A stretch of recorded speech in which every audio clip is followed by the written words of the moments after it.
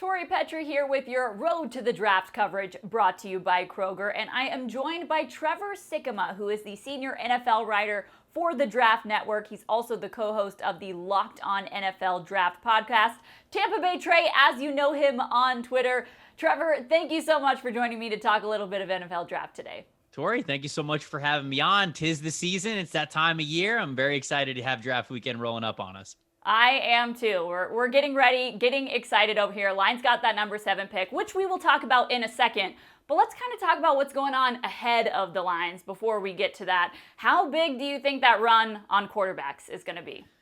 I think it's very real. I feel like every year we try to convince ourselves a little bit more and more that quarterbacks might be going a little bit higher than we think. Even for the 2018 NFL draft where we saw those 5 quarterbacks go in the first round, I feel like there were projections where no matter who you were talking about, they were going a little bit higher than where it ended up. But when I look at this year, there's so many teams that are desperate for quarterbacks, both in the top 10 and outside of the top 10, that it would honestly shock me if we got outside of the top 10 and at least 4 of them weren't gone. Maybe all 5, which would be crazy. I mean, that would totally be a historic event for the NFL draft. But these guys are good. I mean, we know that Trevor Lawrence is a lock at number 1. We figure Zach Wilson's a lock at number 2. That San Francisco 49ers didn't give up 3 first-round picks to not go get a quarterback. And so we figure it's probably going to at least go 1, 2, 3, 4.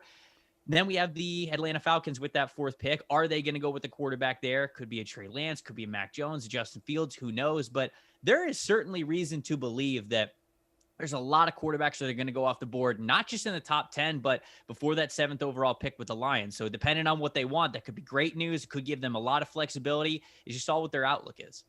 All right, so Lions picking at number 7. In your latest mock draft, as of recording this at least, there's always mock drafts that come right before the draft, but you've got the Lions taking wide receiver Ja'Marr Chase. Why was that your pick? Yeah, I mean, if Ja'Marr Chase can make it to number 7, I feel like this is an obvious one.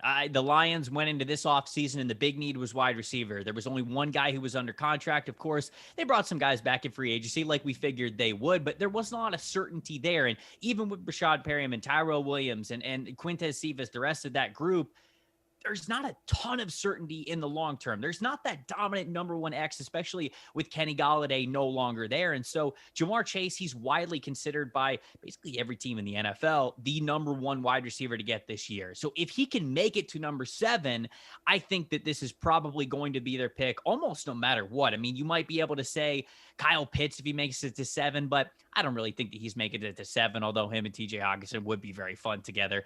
All that to say, I think that if Chase can make it to number 7, he's the guy that they're really going to prioritize. If he's not there, I think you have a couple of different options on the table, because if Chase is not on the board, he's probably going number 5 overall to the Cincinnati Bengals. That means that one or maybe both of Penei Sewell, the offensive lineman from Oregon, or Jalen Waddle, the wide receiver from Alabama, they're going to be on the board for them to pick. And I think it'll probably come down to those 2 guys, just depending, hey, which way do you want to go? Do you want to go the trenches, or do you want to get an offensive playmaker in there? So I feel like those are all the directions that they could possibly go at number 7, not including a trade down, which is the ultimate wild card.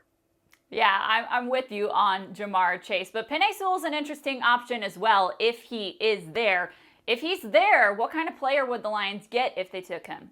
Oh, man, I think that he's so good. A lot of people are having these debates between Penei Sewell and Rashawn Slater, and I don't want anybody out there to think that just because there's a debate, just because there isn't a clear-cut offensive tackle one, no matter who you ask, that makes Penei Sewell any less of a dominant player. You watch his tape, and he opted out this past season, so we didn't get to see him in 2020. But when you go back, you realize that the reps that you're watching are the reps of an 18 and 19-year-old true freshman, true sophomore. Man, I mean, it's incredible what he is able to do. I feel like the movement skills are the big thing for me. He plays in a very aggressive style of offensive attack, and I know that Dan Campbell is going to love that, because I feel like that's just the kind of dude he is.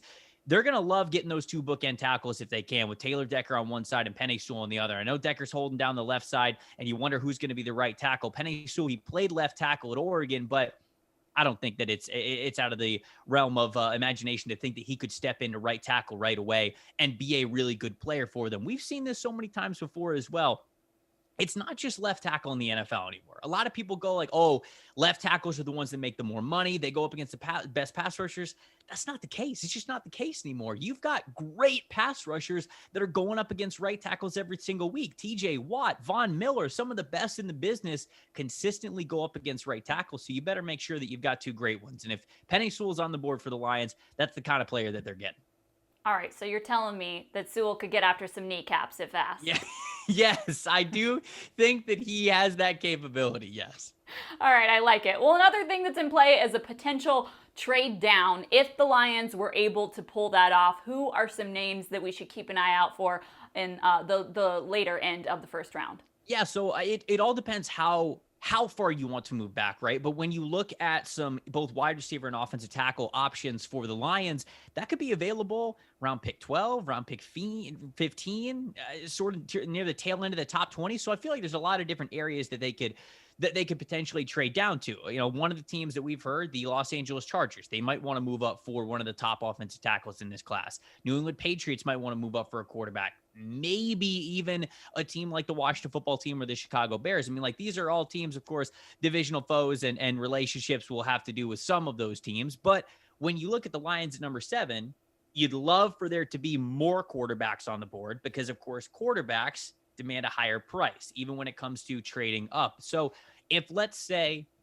only 3 quarterbacks are off the board, right? Let's say it goes 1, 2, 3, quarterback, and you've got Justin Fields and Mac Jones still on the board, or Justin Fields and Trey Lance, whatever it is.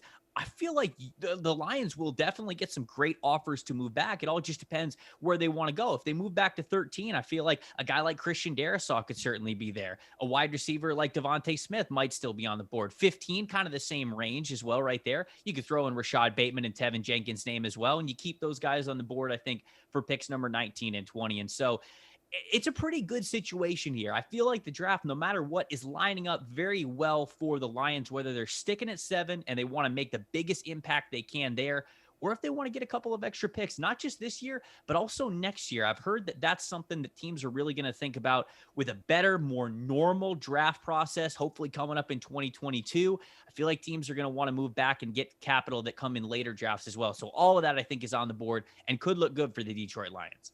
All right, last question for you here, because the draft isn't just Thursday night. We've got Friday and Saturday as well. What are some positions you could see the Lions targeting in the later 2 days of the draft? Yeah, I know some people talk about corner as a big need for the Lions, knowing how Okudah didn't exactly have the best first year that you wanted. But people have told me this before. Playing as a rookie starting cornerback is like trying to drink water through a fire hose. Like, you're just overwhelmed with it. There's just so much coming at you. And I feel like you got to give Okudah some time. They also have Amani Oruwariye on the other side. I think they're pretty good at corner. The secondary need that I feel like they could upgrade is definitely safety. That's one that I would tell you to keep a good eye on when it comes to the Lions at the top of the second round. If a guy like TCU's Trayvon Merrick is still on the board, I think they could definitely go that direction. Of course, whoever they don't go with offensive tackle and wide receiver, those guys could certainly be in play in the second and third rounds as well. Potentially linebacker, depending how much they like their room there. But I feel like those are the 4 positions: safety, linebacker, offensive tackle, and wide receiver. You're going to see the Detroit Lions hit really hard on both day 1 and day 2 of the 2021 NFL draft. All right, good stuff, Trevor. Thank you so much for joining me. Always a pleasure to talk with you. Appreciate it, Tori. Anytime.